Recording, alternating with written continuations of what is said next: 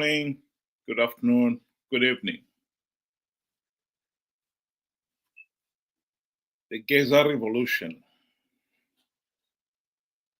This has occupied the people of Zimbabwe's minds and flooded the social media the past 2 or 3 weeks. I think it is good that we should debate it. And debate it to the full.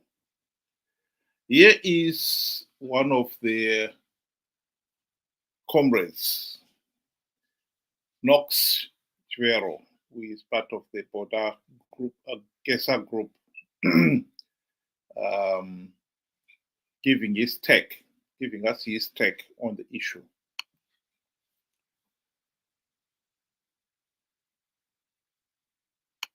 Good morning, Mangwanani, Maskati, Chonenjan, Rivukenjan. This is Knox Chwero, the Geza revolution. Ndikuda kukureminder kuti the Geza revolution is unstoppable. And it is in operation right now. Never despair, maintain the momentum. We are managing the project. So there are a few things we have to be sorted out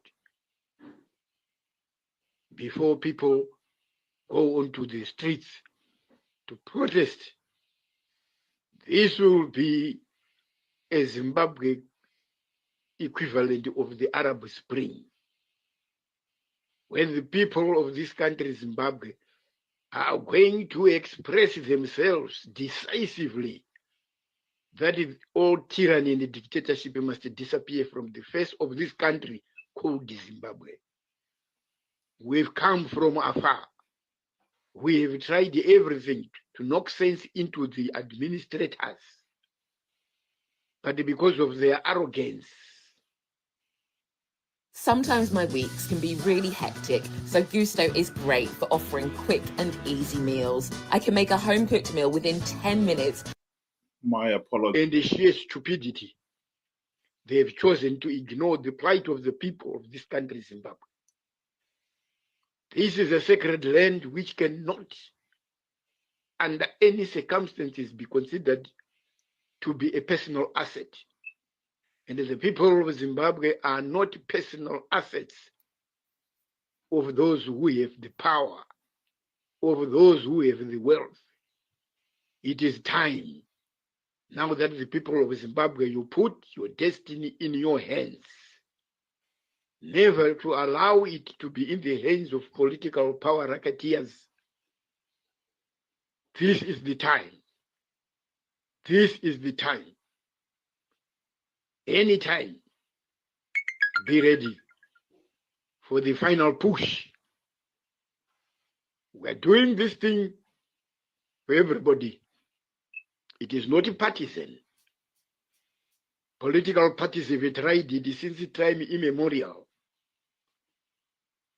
The voters' votes are not secured. The ruling party has got a very efficient rigging machine. And you can continue to have as many elections as you want in this country, and nothing will change. The only way to change the status quo is to remove the monsters.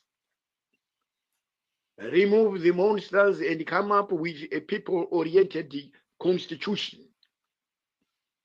The Geza revolution is about bringing in a new dispensation, which will start as a national transitional authority, composed of sober, patriotic, intelligent, and passionate people, citizens of this country.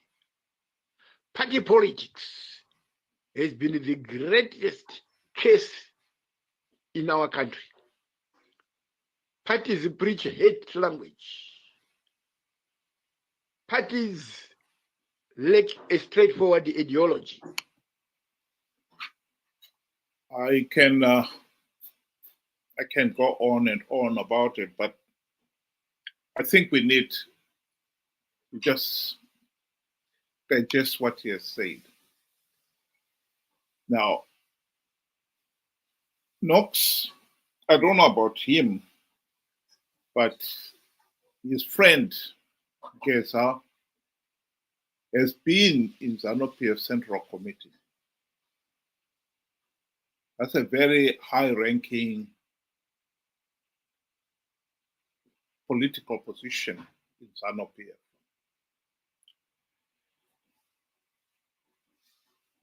And as a war veteran himself, and the rest of the war veterans, they cannot deny that they played an important role in the creation and imposition of the Zanu PF one-party state.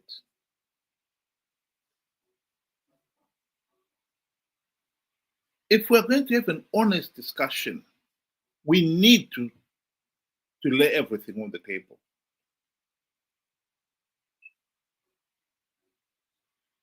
We have heard so many times from both Zanu PF and the opposition about how tomorrow, now this is it, tomorrow things will definitely be totally different. Only to find that is not true. One has got to look at people like Blessed Geza and Knox Jewel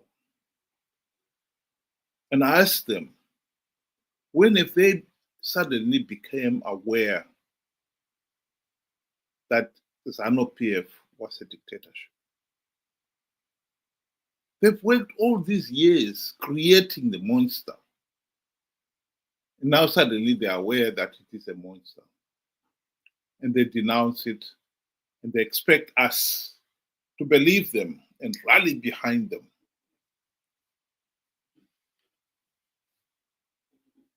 And they also expect us to believe that we will all be we live happily ever after, as if in a fairy tale. The real world is not like that. And I think we need to stop being so naive. And that has been one of the biggest problems in Zimbabwe, why we are in this mess. The people have been incredibly naive and gullible, easily conned. Let's go back to the issue of the suffering of the people. As far as the ordinary people, particularly those in the rural area, were concerned, the fight to end white colonial rule was the fight for basic human rights, like the right to a meaningful say in the governance of the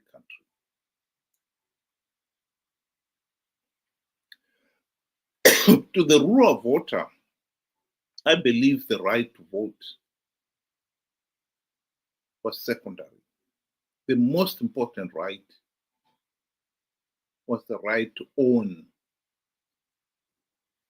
the few square meters of land on which their mud hut is built. It made economic sense.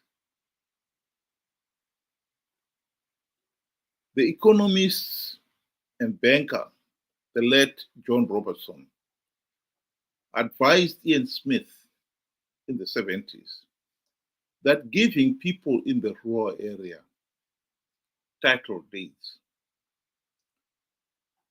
would boost the economy. When they've got the title deeds, the piece of land they own, they can afford now to invest more time and resources in building a decent home, house for themselves. They will have the confidence of knowing that even if they should decide to leave, they can sell it and get something back from it.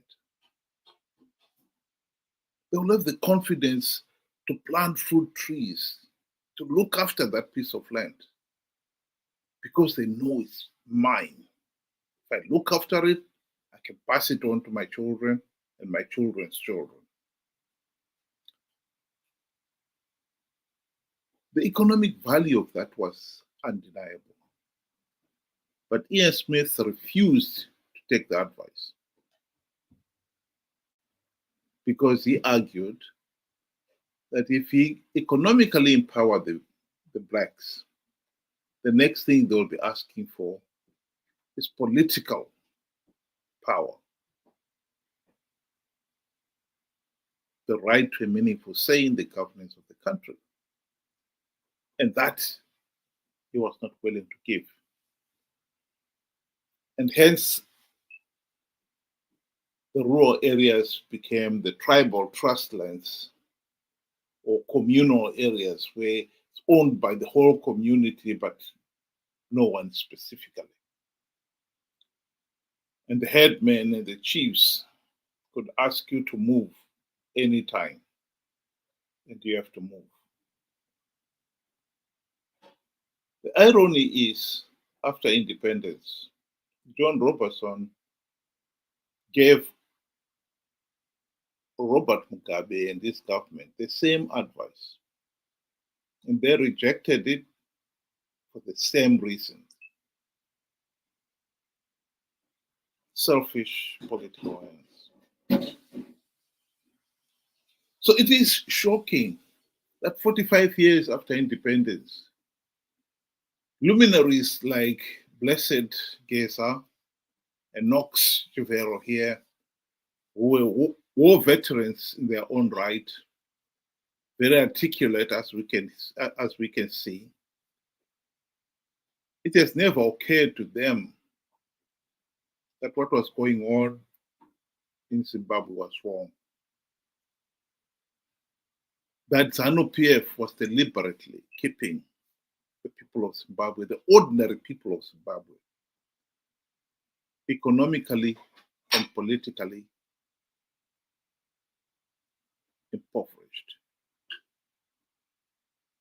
Here is Margaret Dongo speaking on the same subject. They have wrong priorities, especially the current government. How can you go and build an airport which services a few people, and the majority are the elite and the so-called investors? Look at the rural. I made you come to interview me because I wanted you to have the experience of the roads that we are using. If we go today to our hospital there, you feel pity with that's a hospital in a rural area. If we go to our clinic, you feel pity. We have no piped water here. Do you know the reason why the rural people vote for Zanu PF? One, they're intimidated. Two, the policy is that the rural people should remain poor and subservient to the government. They should remain poor, because if they remain poor, they continue singing the song for their master. This is why these people have been impoverished. It's for a reason. Because at the moment, if you economically empower these people, they'll go out of hand. Zanu PF will never have control over them.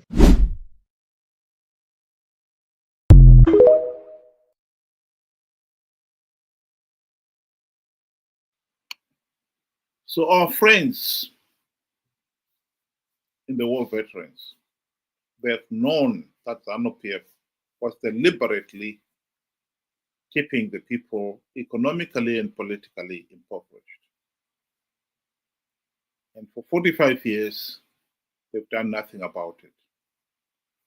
And now they want us to rally behind them in this, the equivalent of the Arab Spring, the Geza revolution, on the belief that at the end of the day, they will deliver the free, fair, and credible elections and all the other basic human rights that Zanu PF had denied the people all along.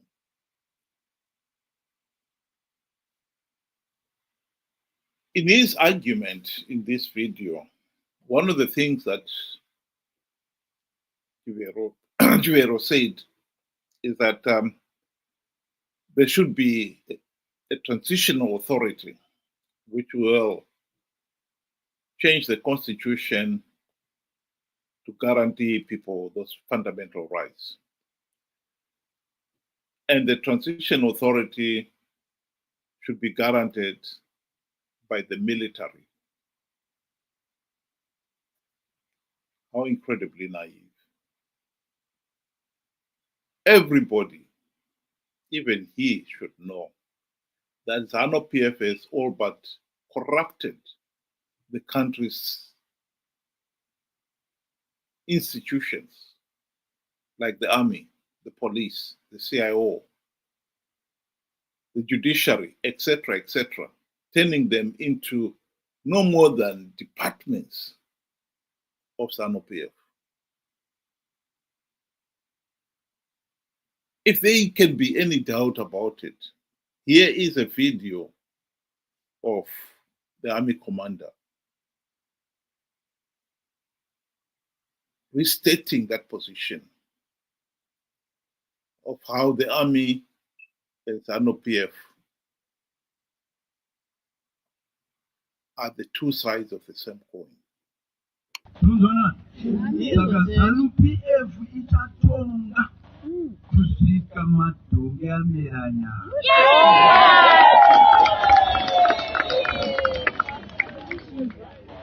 Muchida musingadi.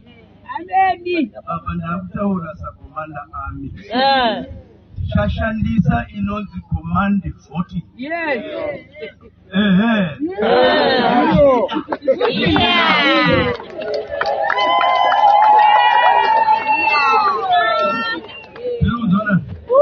Nyaya yemasabhuku waridzi wemusangano tichazvigadzira. Tinozona? Amen. Zanu PF. Vamberi naID Mnangagwa. Pasi nemhandu. Security forces saka PC mkuru wemaudondini.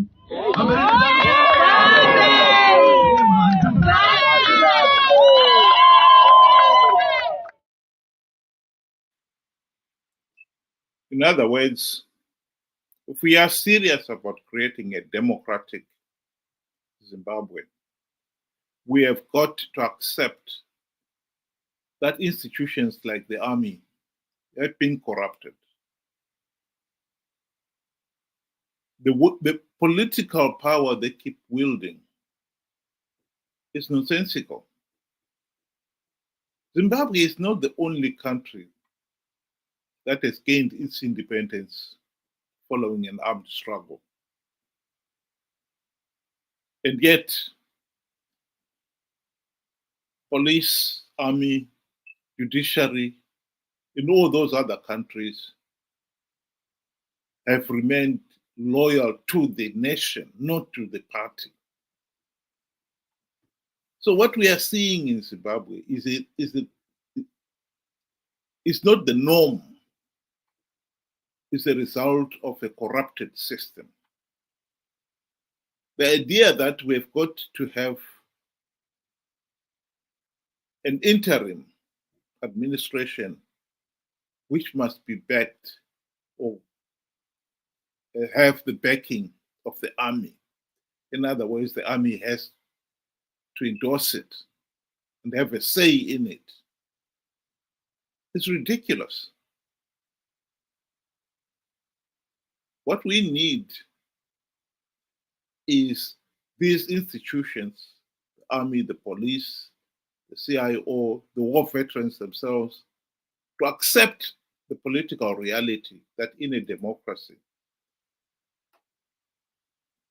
they are as much a citizen as everybody else.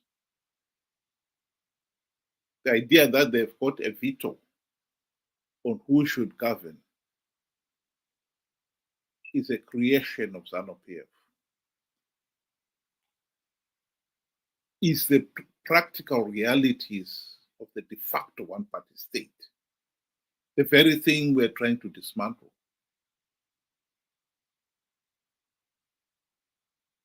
I think the people of Zimbabwe should not fall for this Geza revolution. What we are seeing here is a repeat of 2017, when the people were told that the army was fighting in their corner. When we were reminded of the Constitution and it was waved in our faces again and again, and reminded of how those behind the army were committed to upholding the Constitution. And the people thought and believed it. This was it. We were having the change that we'd been waiting for all our lives. But in reality, this was not the case. 17 November 2017 turned out to be, as somebody once called it, National Zungu Day, where people got carried away. They became foolish. We should not repeat that foolishness again. As much as Blessed Geza and friends want us to believe that they are now fighting in the people's corner, the truth of the matter is they are Zanu PF. This is just a faction of Zanu PF. And once the people, if the people should decide to do so, supported them and they've carried the day, I think all of a sudden we'll find that Geza and company will be interested in moving very quickly and swiftly to consolidate their power. And it will be business as usual. The fight before this nation is to end the curse of rigged elections, the curse of the de facto one-party state.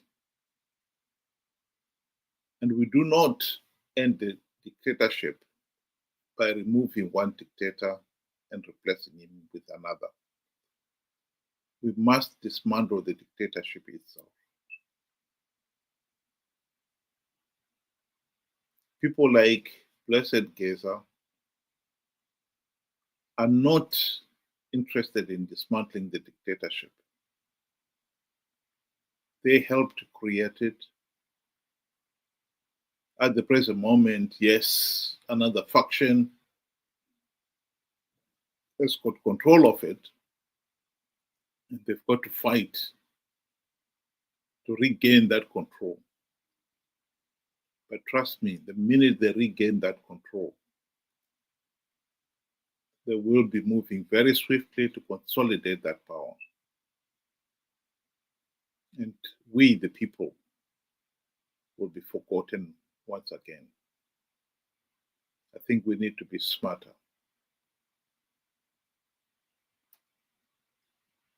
A lot smarter this time. As much as Geza and company have got a fight in their hands to stop Mnangagwa amending the Constitution, that really is a side issue for us. Because even if we stopped Mnangagwa amending the constitution and find ourselves with another dictator in the name of Chiwenga, we will have gained nothing. Even if Mnangagwa goes ahead and amends the constitution, and we continue our fight to dismantle the dictatorship itself, even if it takes another year or 2 years, at the end of the day, we dismantle the dictatorship itself. That amendment, in fact, the whole present constitution, corrupted as it is, can be thrown out and we come up with a better constitution that will serve the interests of the people of Zimbabwe. We have to learn to have keep our eyes on the ball and not be easily deceived by short-term gains, stopping Mnangagwa, amending the constitution, forcing Mnangagwa to go, desirable as that might be. It will be no different from what we did in 2017, where Mugabe did go, but we're still left stuck with the dictatorship itself. That is the lesson we must learn. And we must be careful we do not repeat it. I do not believe in this Geza revolution.